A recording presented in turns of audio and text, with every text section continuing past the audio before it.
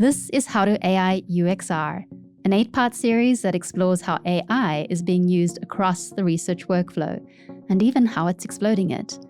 In each episode, I'll talk with someone who's volunteered to show a thing, so screens on. If you haven't seen it yet, the series pairs with the How to AI UXR map, a 5-page map that will help you pinpoint your AI maturity level and offers practical, real-world applications you can adapt for your research systems. Find the link in the show notes. I'm Kate Towsey, and this series is brought to you by Strela, the AI-powered customer research platform. In this episode, I'm joined by Bejian Lotia, staff UX researcher at Ramp. Michelle built a UXR interview coach that offers near instant craft coaching for people who do research, and it's remarkably effective. If you support people who do research, this episode will help you unlock a level of upskilling scale that was previously impossible. Michelle, hi. Kate, hello. I'm so excited about this episode, and I know what you're going to share. It's a very, very, very, very cool AI experiment that's turned into an incredible product. What are you going to share today? Today, I'm going to share with you UXR Interview Coach, which is a totally automated transcript-based coaching system for people who do research. It sounds like you've got the marketing down already. Is that something you've had to say internally quite a lot to sell it across the organization? Not so much. I think it's been on my mind quite a bit as part of a larger systems that we're building for UXR projects in general. So we're going to spend time digging into the coach in particular, but for me, it's just like, it's one little corner of a bigger system that's a thought partner and a coach and a service desk. So tell me, what is the backstory behind this? What happened? Here's my double barrel question. I said to Michelle before we started recording, I love a double barrel question for some reason. What is the backstory and what inspired you to build the UX coach? So UXR Interview Coach was born in a moment of panic. So back in February, my manager came to me and said, we're doing a company offsite next week. We have time with the design team. Would you run a training for the designers on how to do better prototype testing? We think there's some room for improvement there. So I said, oh, next week? Right. Okay, I can do that. So I really started scrambling to try and put together some resources to train designers to do something that I've done so much of, I don't really think about that much anymore from a craft perspective. So I had to go back to the drawing board and do some research. And what I wound up figuring out was that bringing together all the resources that I could find about how to do prototype testing well, it's fairly easy to kind of come up with something like a rubric or some way that you can sort of score how particular aspects of doing prototype testing well are actually going. And it turned out we already had transcripts from the research calls that were taking place with the people who do research at our organization. So for a little bit of context, we're only 3 people in the UXR team. Research, wow. We support about 90 people who do research. That's incredible scale. It is mental scale.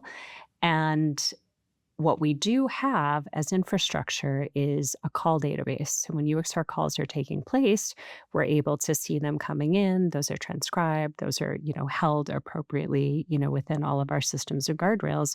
But this gave us an opportunity to actually start peeking in to those calls from a UXR perspective and to see how well they were actually being run. So as I was preparing this training and sort of developing this set of standards, this rubric for what should be happening in a good prototype test, I thought, let me just go check some of the transcripts that we have. Maybe this is stuff that the team actually already knows how to do, and I don't want to look silly trying to train them on something that they're already, quite well equipped to do. And I took what I had built for my rubric in Notion AI, Notion being, the content management, document management system, took what I had developed in Notion AI. I looked at the calls that we had in our call database, which is also in Notion, and I said, just compare these.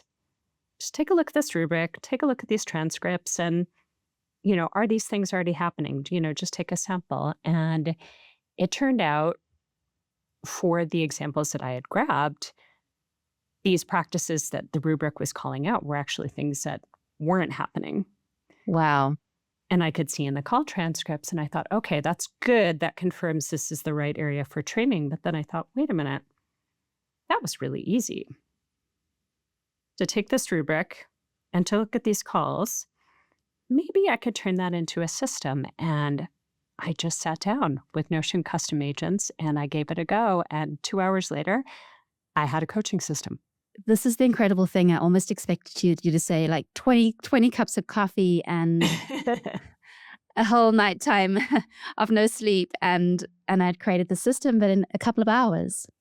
It was a couple of hours. I mean, to prove that it was possible, there was definitely the fine tuning of, okay, how do I get the calls from the call database into this new scoring database? And how am I going to deliver the scores at the end, this sort of last mile, getting the scores from Notion into Slack? There was definitely, first mile and last mile tuning that had to take place. But the basic process, UXR interview takes place. That goes into scoring. The scorecard renders against the rubric. Score report is created. Score delivered was within hours. It's incredible. A lot of people have been able to build amazing things within a couple of hours or even sometimes 5 minutes. Have you had stability with this platform how long have you been using it for, and has it kind of stuck as something this is sort of production grade? Yeah, so we've been using the coach for about 4 months now. I built it back in February and we had it look back at data even for Q4 of 2025. So we had, a good set of benchmark data to work with because we already had the calls in the database. So yeah, it has worked really well for us as we have been rolling it out. So we started first just with the design team and the kinds of UX research interviews that designers would normally do, discovery, some sort of generative prototype testing, evaluative prototype testing. But then we thought, this is working really well. Let's just expand this to everybody who's doing research. So we went from, about 30 people up to the 90 that we have. And we just sort of launched it. I sent out a little Slack message and said, this is the thing that we're doing. If you're doing research, you're, now going to get a scorecard. But honestly, I don't think a lot of people read that at that point in time. So what was really fun was what's going to happen when people get their score for the first time, for the first interview that they did. So people who didn't necessarily realize they were opted into scoring, suddenly 15 minutes after an interview, you get a Slack DM from something called UXR Interview Coach that says, great job. Here's what you did well in this interview. Here's what you should try next time. And the response was definitely not what I feared. I was a little concerned that people would say, what is this? Why didn't ask you for feedback? Why are you doing this? But that wasn't the reaction that we got at all, which was so delightful. I had folks coming to me out of the blue saying, this was so helpful. I agreed with the feedback that this coach was giving me. I could tell in the moment I was reaching and I probably asked a question in a closed way, or I wasn't as neutral as I should have been, or I didn't follow up where I should have been. And I felt that already, and I could see that in what the coach was telling me. But the coach is also telling you, here's what to do differently next time. And I think that's the thing that I've heard, kind of across the shop, particularly from more junior folks who actually haven't done a lot of UX research, but they've just been kind of plunged into it as part of their responsibilities here to say, I knew that wasn't right, but I didn't know what I should do instead. But now you're telling me exactly what I should do instead. So it's felt very actionable and very supportive, particularly for junior folks, which I love. I just absolutely love what you've done here. Do you want to show the thing? Let's have a look at it and see what you've built. So this is an example, an anonymized example, of course, of a session scorecard. So as I mentioned, the scorecard, a little note is delivered in direct message just to you as the moderator in Slack that gives you the high-level summary. It's kind of what you see here in this overall assessment developing. And then when you click into the scorecard, you go to your page in Notion. So this is for a single interview. This is me and my role. This is the overall score for me. This is a sort of typing of the type of interview that it was. And when I come right into it, I can see, okay, this one I'm developing on. So I can see what I did well. I got rich, candid customer context. But oops, I lost the thread kind of early, and I evolved into a customer support call where I was largely saying things like, I'll take that back to the team, rather than getting into the underlying workflows, the underlying decision criteria here. You said you were going to show a prototype. You never did. Oops. Um, and the parts of the rubric that are really critical for discovery calls, and I can show you the rubric as well in a moment, those were scored developing. So I got some useful data, but it was shallow, and I missed some opportunities to really fully kind of excavate some workflow signals here. And then as I scroll down through the scorecard, I can see for each of the 7 parts of the rubric, how did I do? What did I do well here? And what could I do differently in the future? So I could see, my agenda was kind of vague. I had a co-moderator here, but I didn't introduce them to the participant. I didn't get to prototype testing. That wasn't so great. I did say somewhat focused early on with my research goals, but I allowed the participant to kind of redirect to something that they were interested in without sort of anchoring back to the research agenda. That is definitely easy to happen. And I can even scroll down a little bit further and see what should I do? What should I do next time for that? So for example, for that one, I could next time say, hey, I want to spend 10 minutes on your current workflows.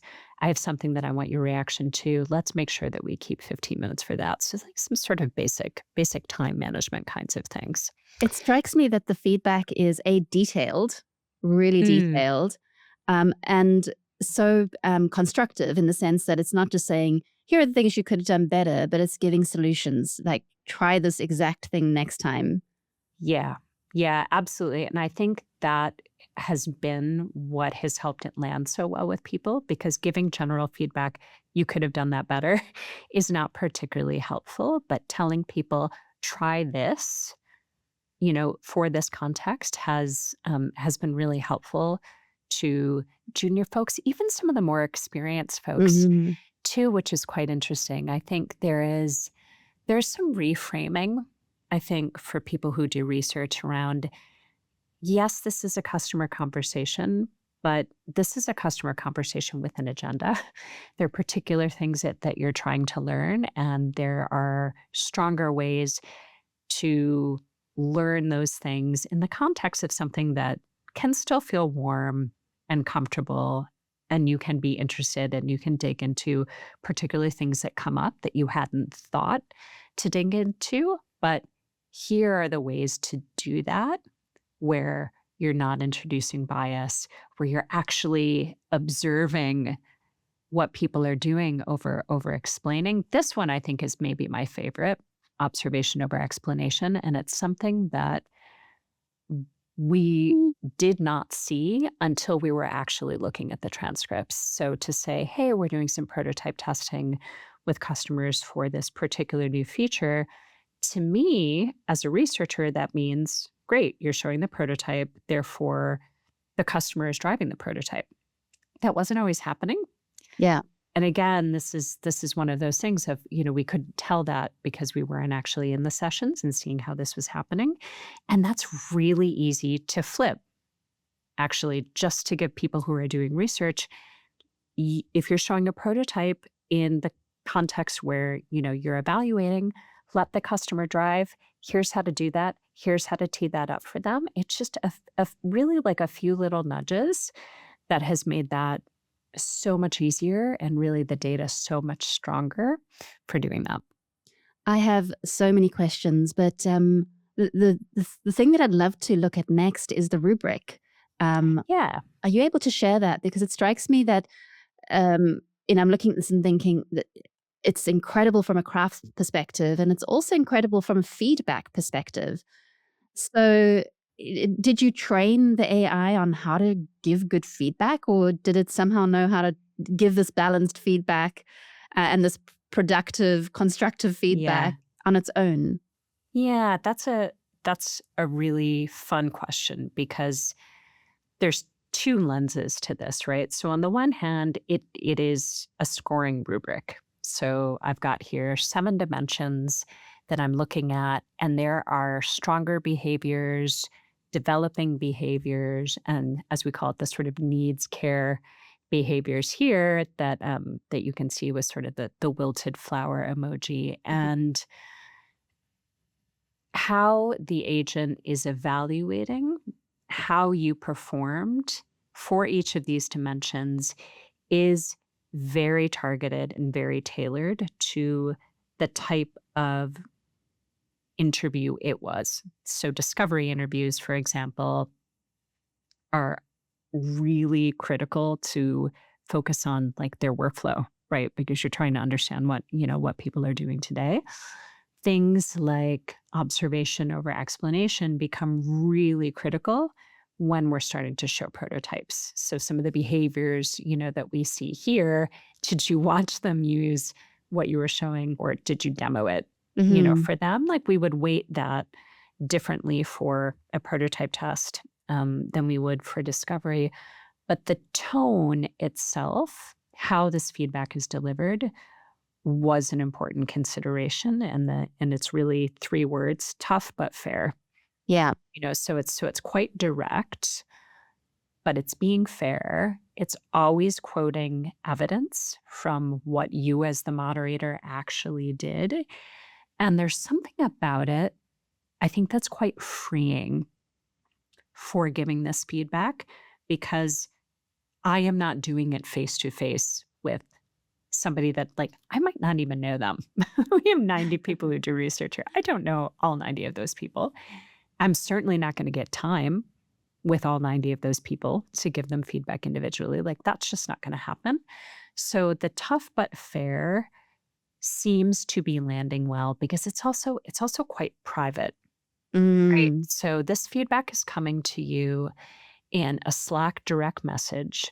You're going to this scorecard that's a private page in Notion.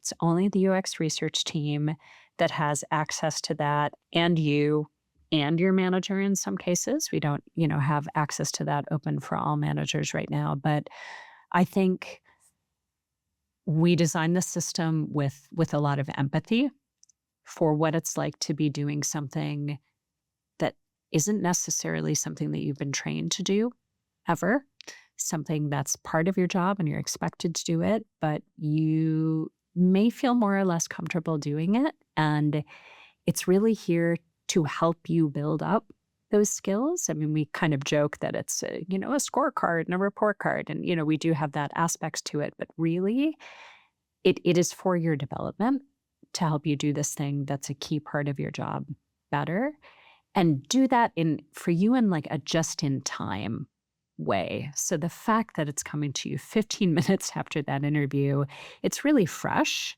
for people. So they're able to look at that feedback and go, yeah, I know I did that because in the moment I panicked, or I didn't have my discussion guide right in front of me and I forgot what the question was, or I was really excited about what they said. And so I went off on a tangent. So again, that tough but fair, I think, and the immediacy really helps it land in a way, in a moment when people can really take it in.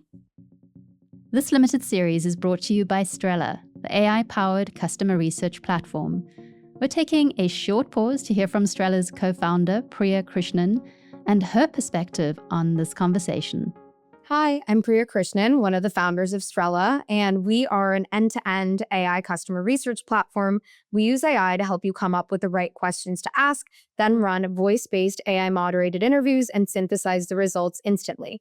You can think of us as this trusted research partner that takes you from question to insight, developing, running, and analyzing real customer interviews in just a few days rather than weeks. Michelle hit on something in passing that we don't hear too much. She said that giving tough feedback is actually freeing when it's not face to face, that the AI coach that her team is using can be direct, quote the evidence, and tell you exactly what you did wrong without the awkwardness of someone sitting across from you and telling it to your face. And since the coach was direct and impartial, the researchers didn't resent it. They were actually grateful and they took it in. What strikes me is that this cuts both ways. Michelle's story is about an AI coach giving feedback candidly to a researcher, but the same dynamic runs in the other direction. People are often much more honest with an AI than they are with another human. There's no face to manage, no social performance, no worrying about how your answer lands. The awkwardness that makes honest feedback hard to give is the same awkwardness that makes honest answers hard to get. And that's the thread back to Strella. Our whole premise is that an AI moderator can run an interview at scale, but the deeper bet, and the bet that Michelle's story actually validates, is that sometimes participants are actually more open and honest with an AI moderator. Sometimes they might tell an AI things that they'd soften or hide in a more social setting. The participant who doesn't want to seem overly critical or doesn't want to hurt your feelings, or the one who's embarrassed to admit that they actually didn't understand the prototype. Thanks, Priya. Find out more about Strella at strella.io. Back to the episode. I would love to have a look at the architecture. Are you able to share how this all works? So, say someone they're going, this is incredible. I want to build this. We don't have Notion, but maybe we can, how does it all work? Yeah, for sure. So this is an overview of the system. So we have a few moving parts here, but there aren't actually all that many parts. So first off, the interview is recorded somewhere. We use Rally for our customer recruitment and outreach and hosting sessions, which sort of take place in Zoom. So the interview is recorded here in our system and it goes into our call database. Our call database is in Notion and we get the Rally calls coming in through the Rally API, Zoom calls that are scheduled outside of Rally. We're also getting in through our API there. So our call database in Notion then has every UX research call that's happening through those systems. What happens from there is once the session is completed and the transcript has been delivered into the call database, then the session sync agent runs. So that's actually one of two Notion agents that I have as part of the system. And the purpose of the session sync agent is to take, here's a session that has just taken place. This is ready for scoring, and it pulls it into the coach's database. So that is a separate database. It's not happening all in the call database, but it's using that as the anchor, the key, really, to pull that session into the coach database. Now, once the session is in the coach database, then the Notion agent for the interview coach can start running. So when the status is ready for scoring, the coach agent can read the transcript. It's identifying the type of research call that it was based on what I have defined in the rubric.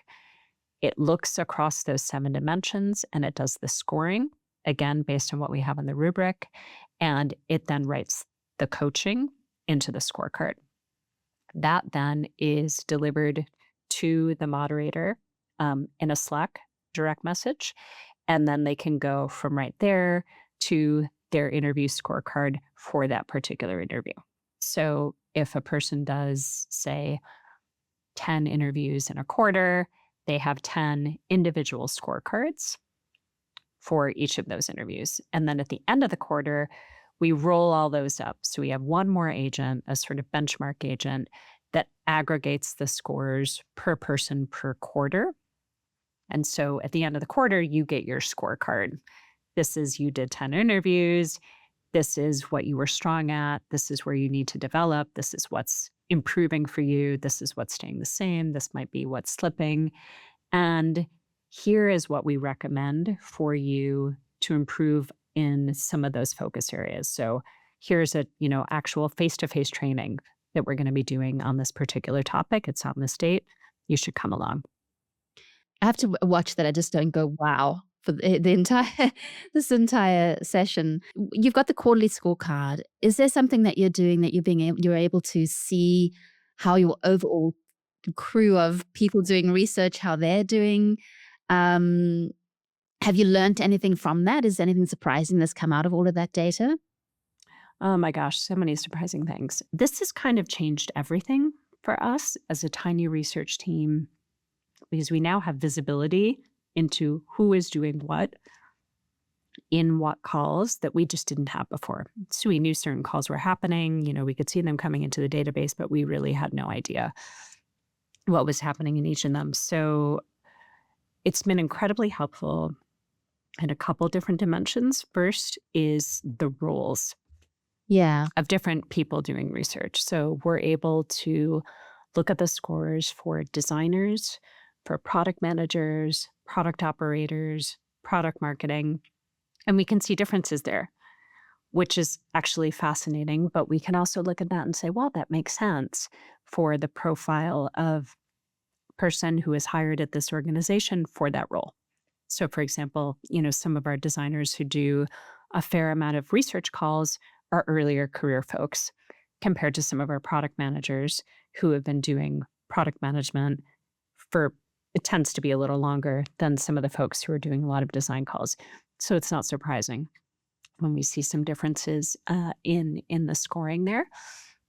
Another really interesting thing that has come out of it is we're able to look at the scores for the different types of calls that people do. So we will have some folks that refer to any call with a customer as, I'm doing a UXR, which I think is hilarious. Doing a UXR. But we can now see for different types of calls how well those are being conducted. And we can spot kind of gotchas and traps in some of them, and places where the coaching that we're providing is actually not helpful in some cases because it wasn't appropriately taking into context the purpose of a call. And then we're able to go back and make some improvements to it. So I'll give you an example of that.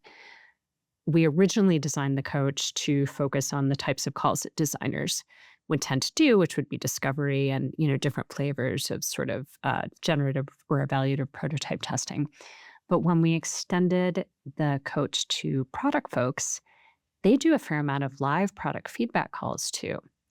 So what you want to cover in a live product feedback call is a bit different, especially if you're talking to somebody who is pretty unhappy with something in the product currently. So there's a different balance there of understanding their workflow and what's going wrong for them.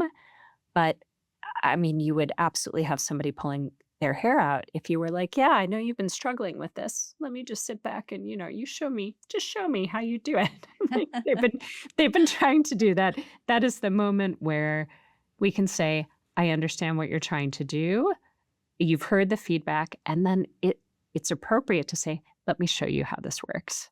Yeah, even though it's a research session. Yes, even though it's a research session in the context of live product feedback with somebody who's pretty unhappy, the right way to sort of manage that from a customer relationship perspective isn't to play researcher mode, right? It's a little bit of researcher mode, but it's also enabler mode. Let me fix your problem.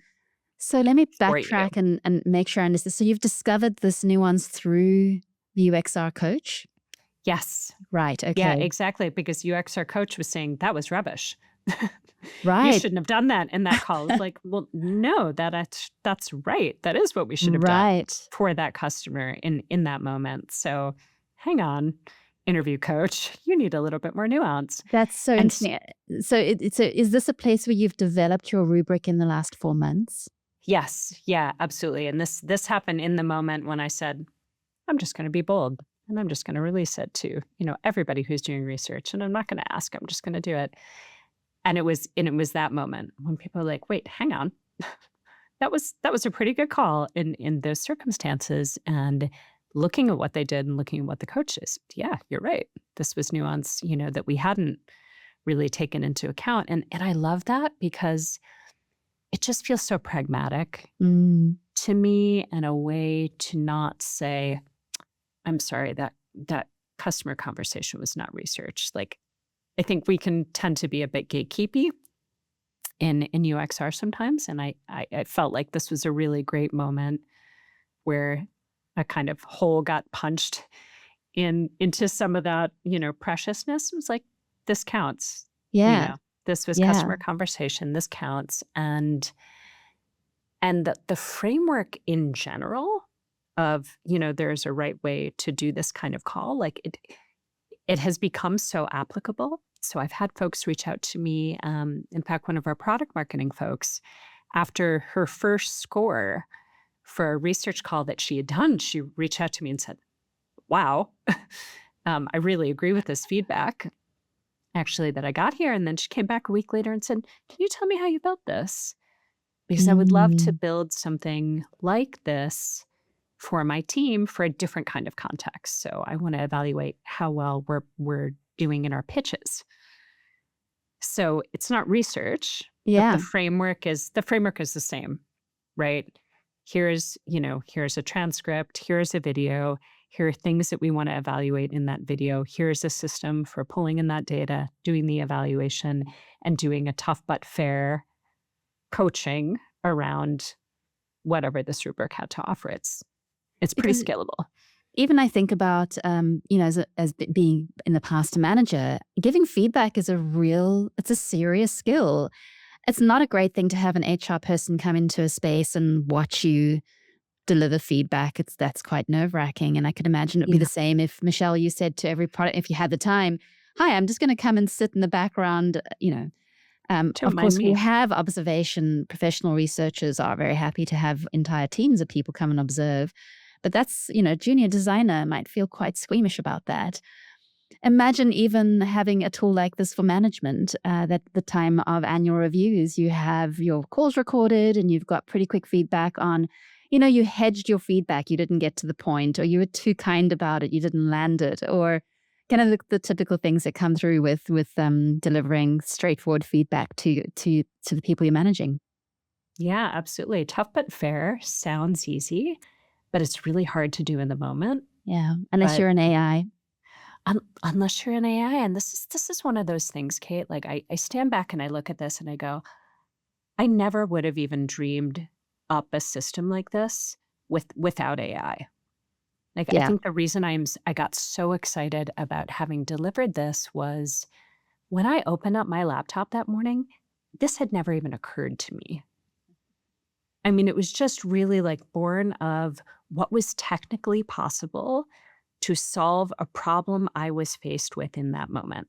There was no grand strategy behind it. Honestly, I don't have any success metrics for this other than, can I build a thing that will allow us to provide rigorous coaching for people who do research to help them get better at it? It was really that simple.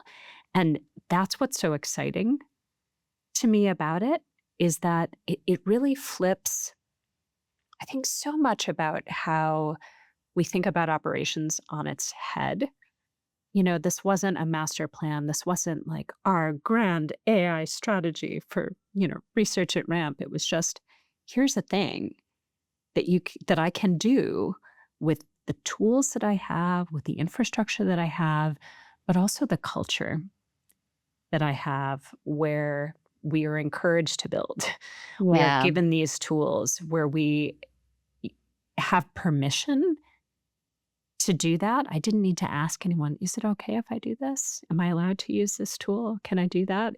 Our culture was such, it was like, go for it. Yeah. go for it, try it. That's how we learn. And that to me is still, I get chills just thinking about that, because like suddenly I'm a builder. I built a thing, and it's like I'm really proud. This is something that has come through in almost every conversation I've had within the series, but also just in producing the How to AI UXR map, has been play. Yeah. That many people are using play as a way to create some really interesting systems. What is interesting around that play too is that I've also spoken to people who are like, wow, I've played all these systems into reality. There's these cool systems and now I've realized that actually it's very, very useful. And the organization is doing two things. It's asking me for more of these kinds of systems, but also to maintain these systems. Have you found that having this amazing system now, and you've mentioned already that it's part of multiple other, a greater system, has this become a major part of your job to keep it all running and keep it going? Oh yeah. Oh yeah. I describe it as I'm in my UXR engineer era, because it's like we've built these things and now we need to maintain them. And the sort of excitement and credibility you get as a builder when you build something that you can release to everybody doing research at the organization, it's like, great, more of that, please. So in addition to maintaining this tool, it's, if you can do this, surely you can also build a system for intake and orchestration. Right. UX research projects for people who do research, which was something we had been planning on doing anyway. But it's again, like it's been a really fun journey, because it's been like kind of starting out with training wheels. It's like, okay, I did this once. I did it, with this particular set of tools. I'm going to try doing this big, new, different thing with the same set of tools. Oh, that doesn't work. Okay, I need a new set of tools. So, the system that it's now just one part of, I have learned so much in the last 2 or 3 months about building software that I didn't know anything about. And that's exhausting on some days when I don't know what I'm doing, which is a fair amount. But it's really liberating. Yeah. That we're now able to build what we need. Yeah. And especially in your case, you're building things that you could not have done a year ago. You would never have thought of putting in a system that would monitor every product design person's calls and give them instant feedback. You would never have promised them 15 minutes after their session they'd get like highly detailed coaching. So this is where I think I love this, because we move from AI is just taking over my human function as a researcher to AI is helping us elevate research within the organization, whether that is through helping people who do research to be better people who do research, or delivering insights to them before they even have asked for them. There's a lot of that sort of proactivity going on in even how insights are generated. And this is where I think AI is a really positive force within the research world. It isn't just about, well, now I don't have to do analysis and synthesis because it's being done for me, which is, most people agree that's not true right now. You need to have your eyes on every bit of data to make sure it's good. The good insights come out the other side. But these big systemic designs are where the real juice is for the AI, for the research world. Yeah, I mean, this is absolutely something I would never have dreamed of, and I could not have done, literally could not have done, without AI. So that for me is the really fun part. There are these previously kind of unexplored corners of our practice that are actually really high leverage now with AI, but we would have just sort of skated over them before, because it would have seemed like there's nothing that we can do here, apart from having a researcher run every call. I mean, that's not going to happen at our organization. We're a 3-person UXR team.